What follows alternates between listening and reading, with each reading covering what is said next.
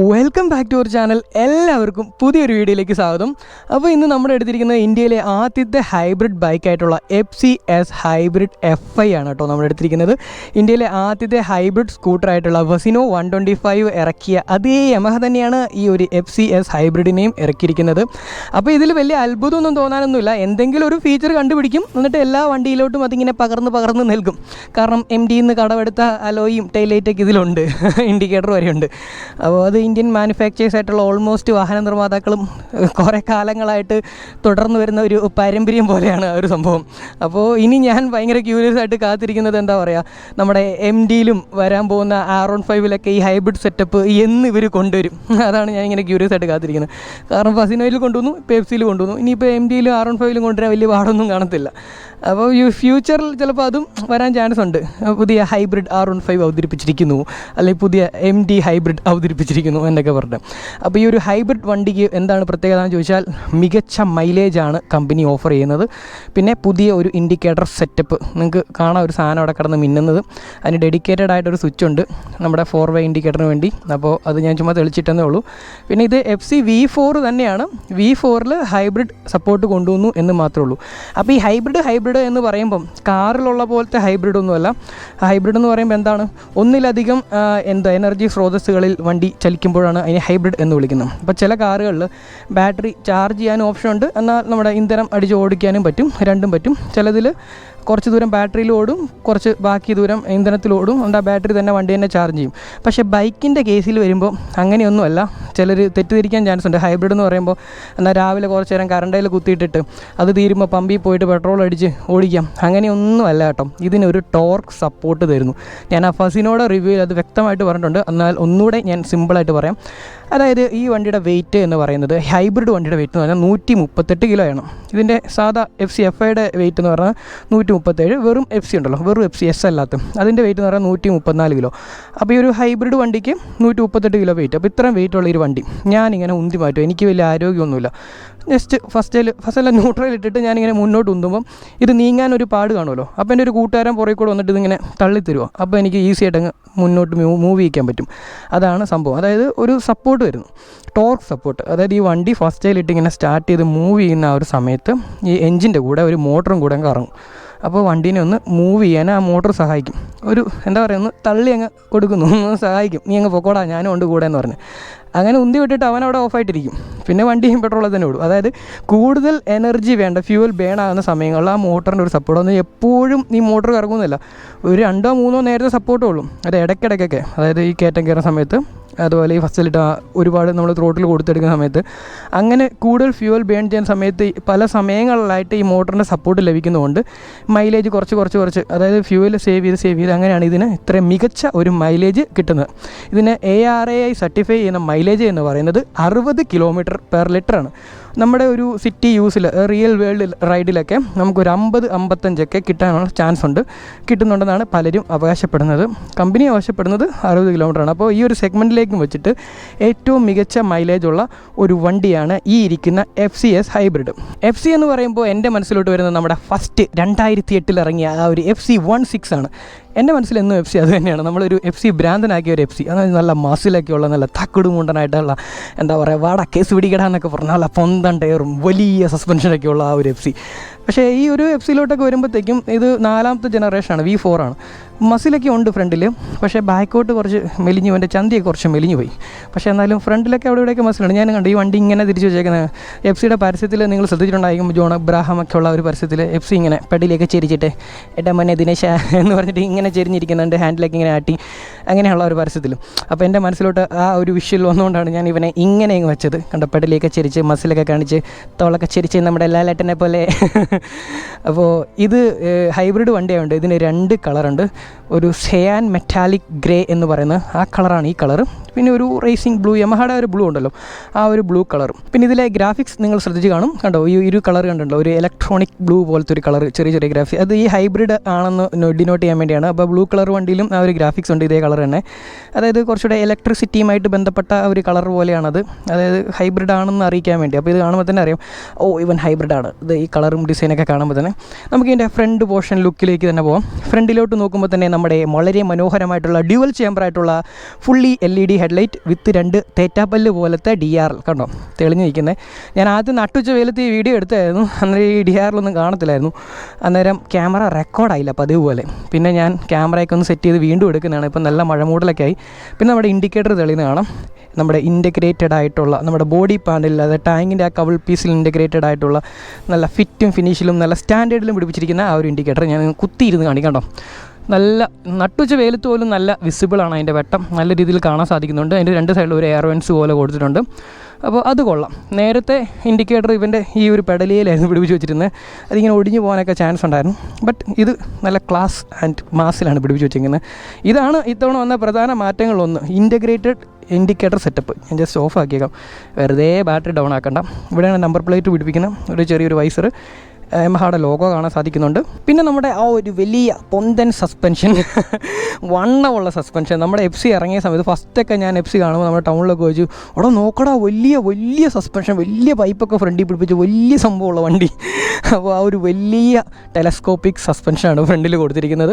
പിന്നെ നേരത്തെ ഞാൻ FC കണ്ടിരുന്നത് MRFൻ്റെ ടയറായിരുന്നു. പക്ഷേ ഈ ഒരു വണ്ടിയിലോട്ട് വരുമ്പോഴത്തേക്കും സിയറ്റ് സൂം പ്ലസിൻ്റെ ടയറാണ് കേട്ടോ കാണുന്നത്. 100/80/17 ടയറാണ് ഫ്രണ്ടിൽ കൊടുത്തിരിക്കുന്നത്. 282 mm disc brake with single channel ABS and 2 piston ByBre കാലിപ്പറുമാണ് ഫ്രണ്ടിൽ കൊടുത്തിരിക്കുന്നത്. 10 സ്പോക്ക് അലോയ് വീൽസാണ്. MDയിൽ കണ്ടിരുന്ന അതിൽ നിന്നും കടമെടുത്ത സെയിം അലോയ്. അതിന് നമ്മുടെ ഈ കണ്ടോ ഈ ഒരു ബ്ലൂ കളർ കൊടുത്തിട്ടുണ്ട്. MDയിലൊക്കെ ഈ സെയിം കളർ MD ഉണ്ടെന്ന് എനിക്ക് തോന്നുന്നത്, ഈ അലോയ് കളറൊക്കെ ഉള്ള. അപ്പോൾ അങ്ങനെ ഒരു കളർ സ്കീമും കാര്യങ്ങളൊക്കെ കൊടുത്തിട്ടുണ്ട്. അപ്പോൾ ഇവിടെ ആയിട്ടൊരു ചെറിയൊരു അണ്ടർ ബെല്ലി പോലെ, അതായത് നമ്മുടെ സൈലൻസറിൻ്റെ ഒരു BS6 ആണല്ലോ, OBD2B ആണല്ലോ. അപ്പോൾ ഈ കാറ്റലറ്റിക് കൺവേർട്ടറിന് ഒരു പ്രൊട്ടക്ഷൻ കൊടുക്കാൻ വേണ്ടി ഇവിടെ ചെറിയൊരു പ്രൊട്ടക്ഷനായിട്ട് ഇങ്ങനൊരു സംഭവം കൊടുത്തിട്ടുണ്ട്. നമ്മുടെ എൻജിൻ ഓയിൽ ഒഴിക്കുന്ന ക്യാപ്പ് കാണാം, 1 ലിറ്ററാണ് കപ്പാസിറ്റി. യമഹയുടെ ബാഡ്ജിങ് ഉണ്ട്, കിക്കറില്ല. പിന്നെ നമ്മുടെ brake lever, rear brake lever ഇവിടെ കാണാം. പിന്നെ നമ്മുടെ rider foot peg with rubber beading and foldable ആണ്, സെൻറ്റർ സ്റ്റാൻഡ് കാണാൻ സാധിക്കുന്നുണ്ട്. പിന്നെ നമ്മുടെ സൈലൻസർ, അതിനൊരു ഗാർഡ് കൊടുത്തിട്ടുണ്ട്. പഴയ FC സൈലൻസർ കുറച്ചുകൂടെ വണ്ണം ഉള്ള പോലെ ആയിരുന്നു, ഇത്ര ലെങ്ത് ഇല്ലായിരുന്നു. ഇത് കുറച്ചുകൂടെ ലെങ്ത് ഉള്ള പോലെ എനിക്ക് തോന്നുന്നുണ്ട്, കുറച്ചുകൂടെ വലിച്ച് നീട്ടിയ പോലെ. ഇവിടെ കൊണ്ട് കുറച്ച് മെലിഞ്ഞു പോയി. നേരത്തെ ഇച്ചിരി ഉണ്ടാപ്പിയായിരുന്നു പഴയ FC16 ഒക്കെ. ഇതിനോട് ചെറിയൊരു ഗ്യാപ്പ് ഡിസൈനെ കൊടുത്തിട്ടുണ്ട്, ഒരു പ്ലാസ്റ്റിക് പ്രൊട്ടക്ഷൻ കാര്യങ്ങളൊക്കെ കൊടുത്തിട്ടുണ്ട്. പിന്നെ പില്ലിയൻ ഫുഡ് ബെക്ക്, അതിൽ റബ്ബർ ബീഡിങ്ങും കാര്യങ്ങളൊന്നുമില്ല, നോർമൽ ഫുഡ് ബെക്ക് തന്നെ, FC നമ്മൾ കണ്ട് മറന്ന അതേ ഫുഡ് ബെക്ക് തന്നെ. പിന്നെ നമ്മൾ ഇവിടെ നിന്ന് എണീക്കട്ടെ, അയ്യോ എൻ്റെ മുട്ട് കുത്തിയിരുന്ന് മുട്ടുവേനയൊക്കെ എടുക്കുന്ന അപ്പാപ്പനായി. പിന്നെ നമ്മുടെ മോണോ ഷോക്ക്, 7 സ്റ്റെപ്പ് അഡ്ജസ്റ്റബിൾ ആയിട്ടുള്ള മോണോ ഷോക്ക്, ബ്ലാക്ക് കളറാണ്. നേരത്തെ റെഡ് കളറായിരുന്നല്ലേ പഴയ FC ഇത് ബ്ലാക്ക് തന്നെയാണ്. അപ്പോൾ അത് കാണാൻ സാധിക്കുന്നുണ്ട്. പിന്നെ ഇവിടെ ഒരു ചെറിയൊരു എന്താ പറയുക, ഒരു മഡ് ഫ്ലാപ്പ് പോലെ സംഭവം കൊടുത്തിട്ടുണ്ട്. പിന്നെ ഇങ്ങോട്ട് വരുമ്പോഴത്തേക്കും 220 mm ഡിസ്ക് ബ്രേക്ക്, ബൈബറിൻ്റെ തന്നെ സിംഗിൾ പിസ്റ്റൺ കാലിപ്പറും കാണാൻ പറ്റുന്നുണ്ട്. 10 സ്പോക്കായിട്ടുള്ള അലോയ് വീല്. പിന്നെ നമ്മൾ പണ്ട് പറയുന്ന അതേ സാധനം, ഓടോ നോക്കടാ കാറിൻ്റെ പോലെ വലിയ വീലുള്ള ബൈക്ക്, 140/60/17 ആ ലോ പ്രൊഫൈൽ ടയർ സിയറ്റിൻ്റെ ആണ്. നേരത്തെ നമ്മൾ പറഞ്ഞ പോലെ തന്നെ MRF ആയിരുന്നു ഒരു കാലത്ത്. ഇപ്പോൾ സിയറ്റിലോട്ട് വഴി മാറി. MRFന് ഒരു പ്രശ്നം ഉണ്ടായിരുന്നു, ഈ സൈഡ് ഇങ്ങനെ വെട്ടിത്തെയും. സിയറ്റിന് ആ ഒരു പ്രശ്നം ഇല്ല എന്ന് ഞാൻ വിചാരിക്കുന്നു. പിന്നെ നമ്മുടെ ടയർ ഹഗ്ഗറും കാര്യങ്ങളൊക്കെ കാണാൻ സാധിക്കുന്നുണ്ട്. ഇവിടെ റിഫ്ലക്ടർ ഉണ്ട്. നമ്മുടെ LED ഇൻഡിക്കേറ്റർ, നേരത്തെ ഈ ഒരു LED ഇൻഡിക്കേറ്റർ എക്സ്ട്രാ ആക്സസറി ആയിരുന്നു, ഹാലജൻ ഇൻഡിക്കേറ്റർ ആയിരുന്നു. എല്ലാ LED കൊടുത്തിട്ട് ഇൻഡിക്കേറ്റർ മാത്രം ഹാലജൻ കൊടുക്കുമായിരുന്നു. പക്ഷേ ഈ തവണ LED ഇൻഡിക്കേറ്റർ ഇൻറ്റഗ്രേറ്റഡ് ആയിട്ട് വന്നു. ഫ്രണ്ടിൽ അത്രയും പണി നടത്തിയപ്പോൾ ഈ ഇൻഡിക്കേറ്ററും കൂടെ ഈ ഒരു സൈഡിലോട്ട് വല്ലതും കയറ്റി പിടിപ്പിക്കുമായിരുന്നു. അത് വളരെ മോശമായി. ബാക്കിലോട്ട് തിരിഞ്ഞു പോലും നോക്കില്ല, ഫ്രണ്ടിലോട്ട് മാത്രമേ ഈ തവണ യമഹ നോക്കിയുള്ളൂ. നമ്മുടെ MDയിൽ നിന്ന് കടമെടുത്ത സെയിം ടൈലൈറ്റ് ഒന്ന് തെളിച്ച് കാണിക്കാം. തെളിക്കുമ്പം നല്ലൊരു വെട്ടമുണ്ട്. ടാക്കോൽ ഇവിടെയാണ് കേട്ടോ ഇടുന്നത്. നമ്മൾ നേരത്തെ V4ൻ്റെ റിവ്യൂ ചെയ്തപ്പം ഞാനത് കാണിച്ചിട്ടുണ്ടോ, നല്ല രസമുണ്ട് കാണാൻ. LED ടൈലൈറ്റും കാര്യങ്ങളും. ഇവിടെ റിഫ്ലക്ടറുണ്ട്, നമ്പർ പ്ലേറ്റ് ഇവിടെയാണ്. ഹഗ്ഗറൊക്കെ ഇവിടെ കാണാൻ പറ്റുന്നുണ്ട്. നമുക്ക് ഇനി കറങ്ങി ഇപ്പുറത്തെ സൈഡിലോട്ട് വരാം. ഇവിടെ വരുമ്പോഴത്തേക്ക് ഒരു സാരി കാർഡ് കാണാൻ സാധിക്കുന്നുണ്ട്. പിന്നെ നല്ല വൈഡായിട്ടുള്ള ഒരു സീറ്റ്. ഈ സീറ്റിലെ സ്റ്റിച്ചിങ് ഒരു ബ്ലാക്ക് കളറാണ്. ആ ഒരു അലോയുടെ ഒരു കളറുള്ള നൂലിട്ട് സ്റ്റിച്ച് വരുന്നെങ്കിൽ കുറച്ചുകൂടെ കിടിലായിരുന്നു. 2 പേർക്ക് സുഖമായിട്ട് ഇരുന്ന് പോകാൻ പറ്റുന്ന നല്ല ഫ്ലാറ്റായിട്ടുള്ള സീറ്റാണ്. ബാക്കിലെ പില്ലിയൻ റൈഡർ ഒത്തിരി പൊങ്ങിയൊന്നുമല്ല, എന്നാലും അത്യാവശ്യം സ്പോർട്ടിനെസ് ഒക്കെ ഉണ്ട്. നല്ല ഒരു കംഫോർട്ട് ഓഫർ ചെയ്യുന്നുണ്ട്. ഒരു ഡെയിലി യൂസ്, ഒരു ലോങ് ടൂറിനൊക്കെ പറ്റുന്ന തരത്തിലാണ്. 790 mm ആണ് ഇതിൻ്റെ ഒരു സീറ്റ് ഹൈറ്റും കാര്യങ്ങളൊക്കെ വരുന്നത്. വണ്ടിയുടെ ഒരു ഓവറോൾ ഹൈറ്റ് എന്ന് പറയുന്നത് 1080 mm ആണ് കേട്ടോ. മൊത്തം ഹൈറ്റാണ് കേട്ടോ ഞാൻ പറയുന്നത്. 1080 mm ഹൈറ്റ് വരുന്നുണ്ട്. എനിക്ക് പഴയ FC നിന്നും കുറച്ചുകൂടെ എന്താ ഇങ്ങനെ വലിച്ച് നീട്ടിയ പോലെയൊക്കെ ഫീൽ ചെയ്യുന്നു. പഴയ FC16 കുറച്ചുകൂടെ കുഞ്ഞാപ്പിയായിരുന്നു, പക്ഷേ ഇത് കുറച്ച് ലെങ്തി ആയിട്ട് തോന്നുന്നുണ്ട്. 1330 ആണ് ഇതിൻ്റെ ഒരു വീൽ ബേസ് വരുന്നത്. ഞാൻ പഴയ എഫ് സി ഇതുമായിട്ട് അളന്ന് തൂക്കി നോക്കാനൊന്നും പോയില്ല, പക്ഷേ ഞാൻ ഇതിൻ്റെ ഒരു സ്പെക്കാണ് ഈ പറയുന്നത് കേട്ടോ. അപ്പോൾ എൻ്റെ ഒരു കാഴ്ചയിലാണ് എനിക്ക് ബാക്ക് കൊണ്ടൊക്കെ കുറച്ച് ഇങ്ങനെ നീണ്ടു നിൽക്കുന്ന പോലെ തോന്നുന്നത്. എനിക്കൊന്ന് ഈ ഗ്രാബ് റെയിലൊക്കെ കാരണമായിരിക്കും. നല്ലൊരു കിഡിലൻ ഗ്രാബ് റെയിലാണ് കേട്ടോ, നല്ല സ്ട്രോങ്ങറായിട്ട് പിടിച്ചിരിക്കാൻ പറ്റുന്നത്. സീറ്റിനെക്കാട്ടും കുറച്ചുകൂടി ഇങ്ങനെ താന്നാണ് എനിക്ക്, സാധാരണ കുറച്ച് സീറ്റിനെക്കാട്ടും പൊങ്ങിയാണ് ഇരിക്കുന്നത്. പക്ഷേ ഇത് കുഴപ്പമില്ല, നമുക്ക് ഇപ്പോൾ ലേഡീസിനൊക്കെ ഈസി ആയിട്ട് കയറാനും ഇറങ്ങാനും പറ്റും കേട്ടോ. ബാക്കിൽ ഒത്തിരി ആനപ്പുറത്ത് കയറുന്ന പോലെ കയറുമൊന്നും വേണ്ട, ഈസി ടു ആക്സസ് ആണ് രണ്ട് പേർക്കും, റൈഡർക്കും പില്ലിയനും നല്ല സുഖമായിട്ടിരുന്ന് പോകാം. പിന്നെ നമ്മുടെ ടാങ്കിലോട്ട് വരുമ്പോഴത്തേക്കും യമഹയുടെ ബ്ലൂ കോർ ഹൈബ്രിഡ് ഒന്ന് കാണാൻ പറ്റുന്നുണ്ട്. നേരത്തെ ബ്ലൂ കോർ ഉണ്ടായിരുന്നെങ്കിൽ ഇപ്പോൾ ഇവിടെ ഒരു ഹൈബ്രിഡും കൂടെ വന്നിട്ടുണ്ട്. അപ്പോൾ ബ്ലൂ കോർ ടെക്നോളജിയിലൂടെ എന്താ പറയുക, ഇതിൻ്റെ മറ്റേ ECUവിൻ്റെ പരിപാടിയൊക്കെയാണ് ഈ ബ്ലൂ കോർ എന്ന് പറയുന്നത്. യമഹയുടെ ഒരു ടെക്നോളജിയാണ്, അത് മികച്ച മൈലേജും പെർഫോമൻസൊക്കെ തരുമെന്നാണ് അവർ പറയുന്നത്. അപ്പോൾ അതിൻ്റെ കൂടെ ഇത്തവണ ഒരു ഹൈബ്രിഡ് സപ്പോർട്ടും കൂടെ വന്നു. പിന്നെ E20 കേപ്പബിളാണ്.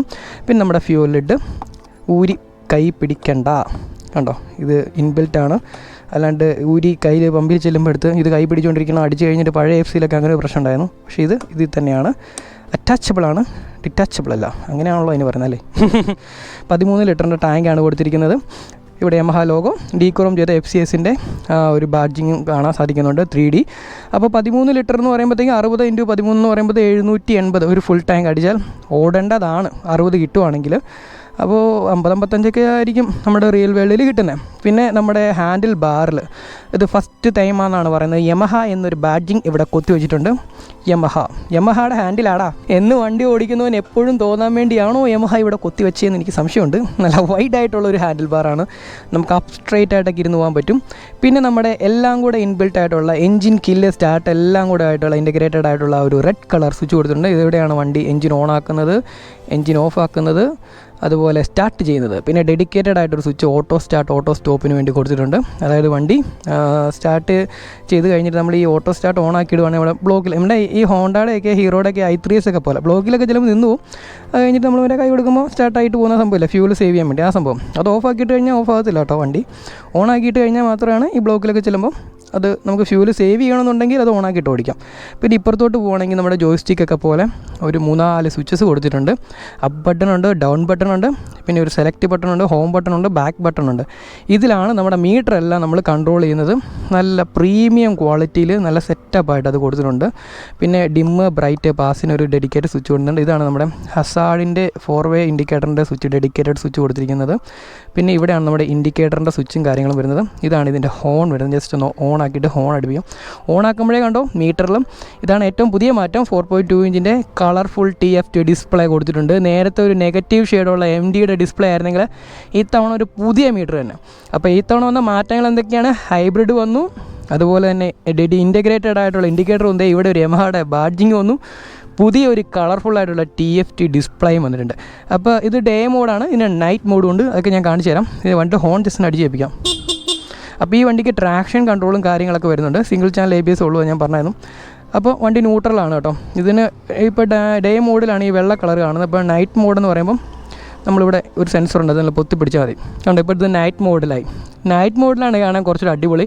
ന്യൂട്രുണ്ട്, ട്രിപ്പുണ്ട്, ട്രിപ്പ് 1, 2, പിന്നെ സമയമുണ്ട്, RPM ഉണ്ട്, ഓഡോമീറ്റർ ഉണ്ട്, ട്രാക്ഷൻ കൺട്രോളിൽ കാണിക്കുന്നുണ്ട്, ഫ്യൂൽ കാണിക്കുന്നുണ്ട്. ഈ സൈഡിലോട്ട് നോക്കുവാണെങ്കിൽ ABS കാണിക്കുന്നുണ്ട്, നമ്മുടെ ഫ്യൂൽ ഇഞ്ചക്ഷൻ്റെ ഇൻഡിക്കേറ്ററിൻ്റെ ഇപ്പോൾ 4-വേ ഇൻഡിക്കേറ്റർ ഇടുവാണെങ്കിൽ അതിൻ്റെ കണ്ടോ കാണിക്കുന്നുണ്ട്. പിന്നെ ഓട്ടോ സ്റ്റാർട്ട് ഓട്ടോ സ്റ്റോപ്പിൻ്റെ ഉണ്ട്, ന്യൂട്രലിൻ്റെ ഉണ്ട്, അത്യാവശ്യം വേണ്ട എല്ലാ കാര്യങ്ങളും ഇതിൽ കാണിക്കുന്നുണ്ട്. ഈ വെയിലത്ത് ഇത് കാണാൻ പറ്റുമെന്ന് എനിക്കറിയത്തില്ല, എന്നാലും ഞാൻ നിങ്ങളെ കാണിക്കുകയാണ്. പിന്നെ നമ്മൾ ഈ സ്വിച്ചസിലൊന്ന് കൺട്രോൾസ് നോക്കാം.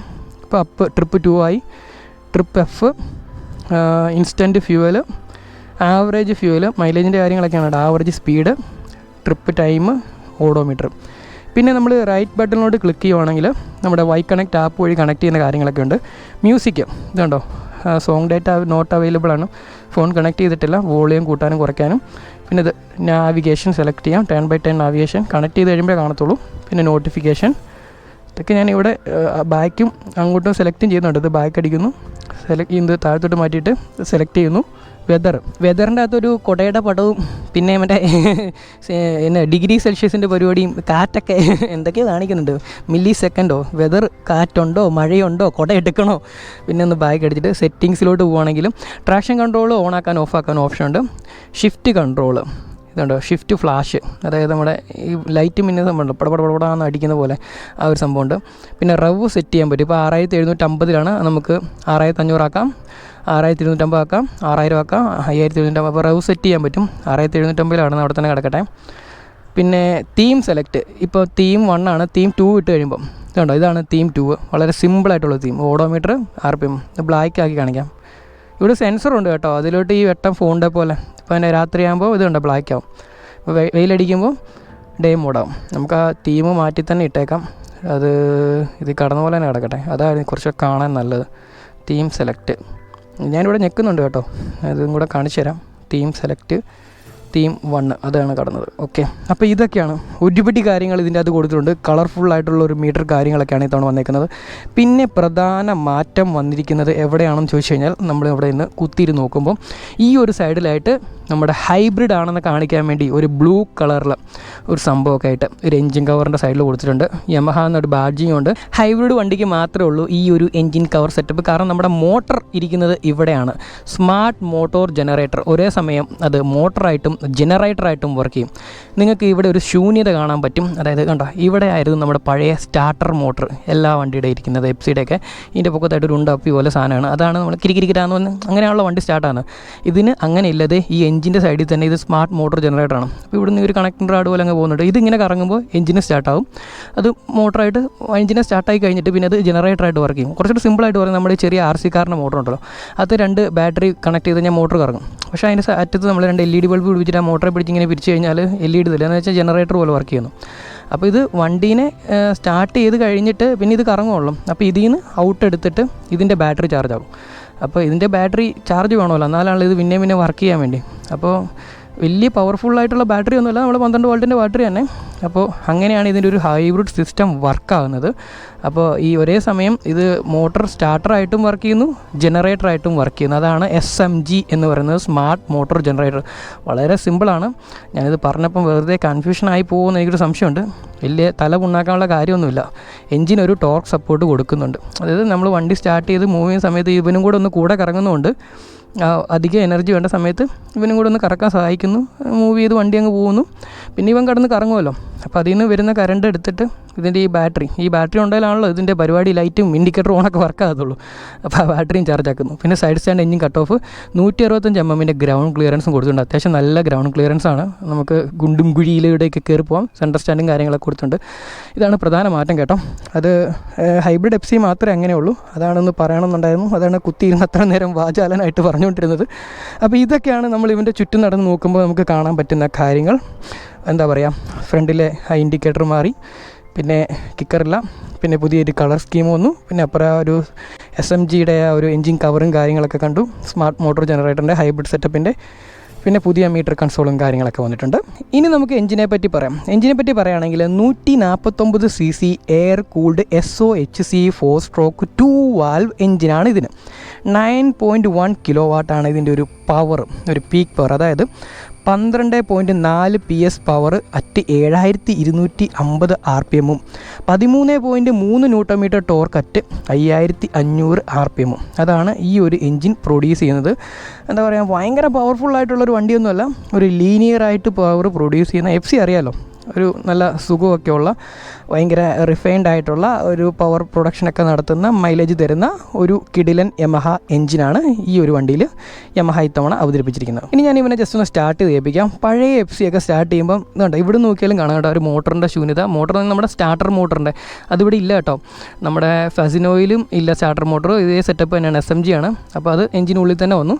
അപ്പോൾ കണ്ടോ ആ ശൂന്യത ഉണ്ട്. ഞാൻ എടുത്തെടുത്ത് പറയാണ്. അപ്പോൾ ഞാൻ വണ്ടി സ്റ്റാർട്ട് ചെയ്യുമ്പം, പണ്ട് നമ്മൾ വണ്ടി പെട്രോളൊക്കെ തീർന്ന് അടിക്കുമ്പോൾ ഇതിനെ കിരിക്കിരിക്കിരിക്കാന്ന് പറഞ്ഞാൽ സെൽഫ് മോട്ടർ അടിക്കുന്ന സൗണ്ട് കേൾക്കില്ല, അത് ഇതിനില്ല. അപ്പോൾ ആ ഒരു സ്റ്റാർട്ടിങ് സൗണ്ട് ഇല്ല, ശ്രദ്ധിച്ച് കേട്ടോണം. ഞാൻ ജസ്റ്റ് ഒന്ന് വണ്ടി വൺ ടച്ച് സ്റ്റാർട്ടാവും. ഇത് അടിക്കാൻ പോവാണ്. ഇത് ബട്ടൺ കണ്ടോ, 1 ടച്ച് സ്റ്റാർട്ടാണ്. ഒന്നുകൂടെ ഓഫാക്കാം. കണ്ടോ ആ ഒരു കിക്ക് എന്ന് പറഞ്ഞാൽ ആ സൗണ്ട് ഇല്ലെന്നാണ് ഉദ്ദേശിച്ചത്. സ്റ്റാർട്ടാക്കാൻ പോവാം. 1 ടച്ച് സ്റ്റാർട്ടായി. ഇതാണ് ഇവൻ്റെ ഒരു എക്സോസ്റ്റ് നോട്ട്. കണ്ടോ, ഒരു കൈ കൊടുക്കാം. ഒരു എന്താ പറയുക, ഒരു ബാസ് ഇത്തിരി കുറഞ്ഞ പോലെ എനിക്ക് തോന്നുന്നു. പഴയ FC 16 ഒക്കെ വെച്ച് നോക്കുമ്പോൾ അതിൽ കുറച്ചുകൂടെ ഒരു സ്വീറ്റ് സ്പോട്ട് സൗണ്ടായിരുന്നു. ഇതിൽ ഒരു പപ്പര പോലെ എനിക്ക് ഫീൽ ചെയ്യുന്നുണ്ട്.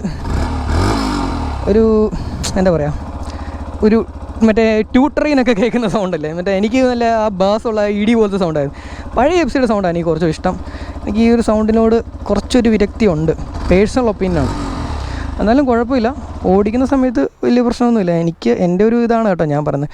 അപ്പോൾ ഈ റിവ്യൂ ആണെങ്കിൽ പോലും ഞാൻ എൻ്റെ ഒരു കാഴ്ചപ്പാടാണ് പറയുന്നത്. അപ്പോൾ നിങ്ങൾ നിങ്ങളുടേതായിട്ടുള്ള രീതിയിൽ നോക്കുമ്പോൾ വേറെ ആയിരിക്കും. ചിലപ്പോൾ എനിക്കിഷ്ടമുള്ള കാര്യങ്ങൾ നിങ്ങൾക്ക് ഇഷ്ടപ്പെടണമെന്നില്ല, നിങ്ങൾക്ക് ഇഷ്ടമുള്ള കാര്യങ്ങൾ എനിക്കിഷ്ടപ്പെടണമെന്നില്ല. അപ്പോൾ അങ്ങനെ കുറേ ഉണ്ടല്ലോ. അപ്പോൾ ഞാൻ എൻ്റെ ഒരു പോയിൻ്റ് ഓഫ് വ്യൂ ആണ്. പിന്നെ ഞാൻ എൻ്റെ സീറ്റ് ഒന്ന് അഴിച്ച് കാണിക്കാം. ഇനി ഇടയ്ക്കൂടെയൊക്കെ നോക്കുമ്പോൾ കേട്ടോ, ഇതിൻ്റെ അയിലയിലേക്ക് നോക്കുമ്പോൾ കുറേ വയറും കിടുതാപ്പുകളൊക്കെ കാണാം. അത് ഈ ഹൈബ്രിഡ് വണ്ടി ആയതുകൊണ്ടാണ്. ടെക്നോളജി കൂടും തോറും ഇതിൻ്റെ അകത്ത് പരിപാടികളും കൂടും. സീറ്റ് ഒന്ന് തുറന്ന് കാണിക്കാം. ഇതിൻ്റെ അകത്ത് ഇല്ലാത്തൊരു പോരായ്മയായിട്ട് പറയേണ്ട ഒരു കാര്യം, ഒരു USB ചാർജിങ് പോർട്ട് ഇല്ല എന്നുള്ളതാണ്. ഇന്നത്തെ കാലത്ത് എല്ലാ വണ്ടിക്കൊണ്ട് അത് കൊടുക്കായിരുന്നു. അത് എന്തുകൊണ്ട് ഇവർ കൊടുത്തില്ല എന്നാണ്. ഇവിടെയാണ് സീറ്റ് തുറക്കുന്നത്. സീറ്റ് തുറന്ന് കഴിയുമ്പോഴത്തേക്ക് ഇതിൻ്റെ അകത്തൊരു ഡെഡിക്കേറ്റഡ് ആയിട്ടൊരു ഫോൺ വെക്കാനായിട്ടൊരു സ്പേസോ അങ്ങനെ ഒന്നും കൊടുത്തിട്ടില്ല. കുറേ കണക്ടിവിറ്റിയും കുറേ ECU സെറ്റപ്പ് പരിപാടികളൊക്കെ ഉണ്ട്. ഇതാണ് ആ ബ്ലൂടൂത്ത് കണക്ടിവിറ്റിയുടെ സംഭവം വരുന്നത്. ഇതത്ര ഒരു നല്ലതാണോ എന്ന് ചോദിച്ചു കഴിഞ്ഞാൽ അത്ര അക്യുറേറ്റ് ആയിട്ടൊന്നും അത് വർക്കാവുന്നില്ല എന്നാണ് മൈ പേഴ്സണൽ ഒപ്പീനിയൻ. നമ്മളൊരു ഫാസിനോട് റിവ്യൂ ചെയ്യുന്നുണ്ട്, അതിനെപ്പറ്റി ഡീറ്റെയിൽ ആയിട്ട് പറയാം. അപ്പോൾ ഇത് ഓൾറെഡി കണക്റ്റഡ് ആണ്.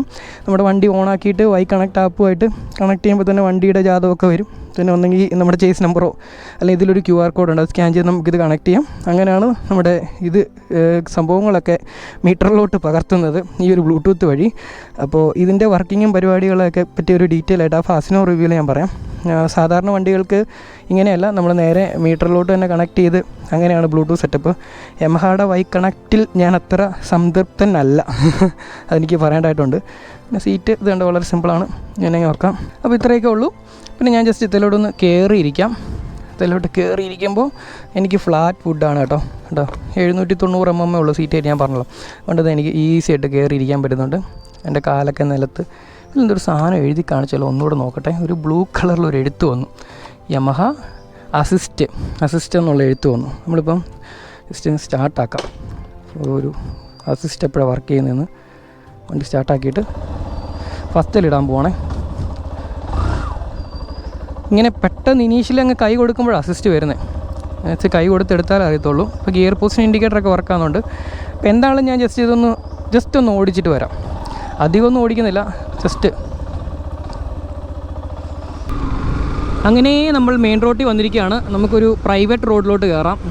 അപ്പോൾ നമുക്ക് ഈ ഒരു വണ്ടി തന്ന് സഹായിച്ചത് ഫേവറേറ്റ് മോട്ടോഴ്സ് പാലയാണ് കേട്ടോ. യമഹ സംബന്ധമായ വാഹനങ്ങൾ വാങ്ങാനോ സർവീസിനോ അത് എക്സ്ചേഞ്ച് അടിക്കാനോ എല്ലാ കാര്യങ്ങൾക്കും നിങ്ങൾക്ക് ഫേവറേറ്റ് മോട്ടോഴ്സിനെ ബന്ധപ്പെടാമെന്നാണ്. നമ്മളെ അൽഫോൺസ കോളേജ്, അരുണാപുരം, പാല, കൊട്ടാരമറ്റം, അതിൻ്റെ ഓപ്പോസിറ്റായിട്ടാണ് ഈ ഒരു ഷോറൂം വരുന്നത് കേട്ടോ. അപ്പോൾ നമുക്കിവിടെ വല്ല ഈ വണ്ടി വെച്ചിട്ട് പെട്ടെന്ന് കൈ കൊടുത്തെടുക്കാം. കാരണം റോഡും തിരക്കിൽ നിന്നൊക്കെ ഒരു ശാന്തതയാണ് ഞാൻ ആഗ്രഹിക്കുന്നത്. ജസ്റ്റ് സാധനം വർക്ക് ചെയ്യുന്നുണ്ടോ എന്ന് അറിയാനാണ്. ഫസ്റ്റിലാണ് കൈ കൊടുക്കാൻ പോണേ. ഇത് വർക്കാവുന്ന ഞാൻ കണ്ടില്ലല്ലോ. ഇനീഷ്യലി വളരെ ടോർക്ക് കുറവാണ് കേട്ടോ. ഭയങ്കര ഒരു ചാട്ടമോ അങ്ങനെ ഒരു കുതിപ്പൊന്നുമില്ല. ഞാനിപ്പോൾ കൈ കൊടുത്തെടുത്തപ്പോൾ എനിക്കൊരു പഴം ഫീലാണ് വന്നത്. നമ്മൾ ഈ പൾസർ പോലുള്ള വണ്ടികളൊക്കെ മനസ്സിൽ കണ്ടുകൊണ്ട് എടുത്തു കഴിഞ്ഞാൽ അങ്ങനത്തെ ഒരു ചാട്ടമൊന്നും ഇതിനില്ല കേട്ടോ. ഈ വഴി ഇവിടം വരെ കണ്ടേ ഉള്ളൂ. നമ്മുടെ ഓട്ടോ സ്റ്റോപ്പ് വർക്കാവുന്നുണ്ടോ നോക്കട്ടെ. അപ്പം ഞാൻ ഏകദേശം ഒരു ബ്ലോക്കിലാണെന്ന് സങ്കല്പിച്ച് ഇവിടെ അങ്ങ് നിൽക്കുവാണ്. അപ്പോൾ അത് സാധനം ഓണാണ്. നിൽക്കുമോ ഇല്ലയോ എന്ന് കണ്ടറിയാം. ഞാൻ ക്ലച്ചൊക്കെ പിടിച്ചിട്ടുണ്ട് കാര്യം പറഞ്ഞാൽ. എങ്ങനെയാണ് ഇനി ന്യൂട്രൽ ഇട്ട് കൊടുക്കണോ? ഈ സംഭവമേ കുറച്ചങ്ങ് ഓടിയല്ലേ വർക്ക് ചെയ്യത്തുള്ളൂ. എല്ലാ റിവ്യൂവിലും ഇത് പരാജയമാണ്. ന്യൂട്രൽ ഇട്ട് കൊടുക്കണോ? എങ്ങനെയാണിത്? അസിസ്റ്റ് വർക്കാവുന്നില്ലല്ലോ. എനിക്കറിയായിരുന്നു അതങ്ങനെ വരത്തുള്ളൂ. പിന്നെ ഇരിക്കാൻ നല്ല സുഖമുണ്ട് കേട്ടോ. നല്ല എന്താ പറയുക, അപ്പ് സ്ട്രെയിറ്റ്. എൻ്റെ കൈയൊക്കെ ഇരിക്കുന്നത് കേട്ടോ നല്ല സ്ട്രെയിറ്റ് ആയിട്ട്, മടുപ്പൊന്നുമില്ല, നല്ല സുഖമായിട്ടിരിക്കാം. പിന്നെ എന്താ പറയുക, ബ്രേക്കിംഗ്, ഫ്രണ്ട് ബ്രേക്ക്, സസ്പെൻഷനൊക്കെ നന്നായിട്ട് താഴുന്നുണ്ട്. ബ്രേക്ക് കൊള്ളാം, നല്ല ബൈറ്റുണ്ട്. റിയർ ബ്രേക്ക് അത്ര വലിയ റെസ്പോൺസ് കിട്ടുന്നില്ല. ഒരു സോഫ്റ്റ്വെയർ റെസ്പോൺസ്, ഒരു പരുക്കൻ റെസ്പോൺസാണ്. അപ്പോൾ നീ ഇതൊക്കെ പറയാൻ ഇതിന് മാത്രം ഓടിച്ചോടാന്ന് വെച്ചാൽ, ഒരു വണ്ടി ഓടിക്കുന്നവന് ജസ്റ്റ് 10 മീറ്റർ ഉരുട്ടിയാലും മനസ്സിലാവും. ആ ഒരു ഇതിലൊക്കെയാണ് ഞാൻ പറയുന്നത്. നമുക്ക് ജസ്റ്റ് ഉരുട്ടുമ്പോൾ മനസ്സിലാവും എങ്ങനെയാണ് ഇവൻ്റെ ഒരു അവസ്ഥ. ഒരു തേടയിൽ ചുമ്മാ നിൽക്കാം. ആ സാധനം വർക്കാവുന്നുണ്ടോ എന്ന് അറിയാൻ വേണ്ടിയാണ്. ഇതൊന്നെങ്കിൽ വർക്കാകുക, അല്ലെങ്കിൽ ഇത് വർക്കാകാതിരിക്കുക. എപ്പോഴും ഇങ്ങനെയാണ്. ഏത് വണ്ടിയിൽ ഈ ഓട്ടോ സ്റ്റോപ്പ് ഇട്ടാൽ ഞാൻ വീഡിയോ എടുക്കുമ്പോൾ അത്ര പണ്ടാരം വർക്കാവത്തില്ല. അല്ലാത്തപ്പോൾ കുണുകുണാന്ന് ഓഫായി പോകും. ഇതെങ്ങനെയാണ് ഇതിൻ്റെ പരിപാടി? ഇതിൻ്റെ എണ്ണ തീരുന്നിടം വരെ ഇതിങ്ങനെ സ്റ്റാർട്ടായിട്ടിരിക്കും. അങ്ങനെയാണോ നിന്ന് പോകുന്നത്? കൊള്ളാലോ ഇത്. ഒന്നുകൂടെ ഓഫാക്കിയിട്ട് ഓണാക്കി നോക്കാം. ഇതിപ്പോൾ ഓഫാണ്. വർക്കാവുന്നില്ല, രക്ഷയില്ല. അങ്ങനെ വരത്തുള്ളൂ, എനിക്കറിയായിരുന്നു. വർക്കാവടാ അങ്ങോട്ട്.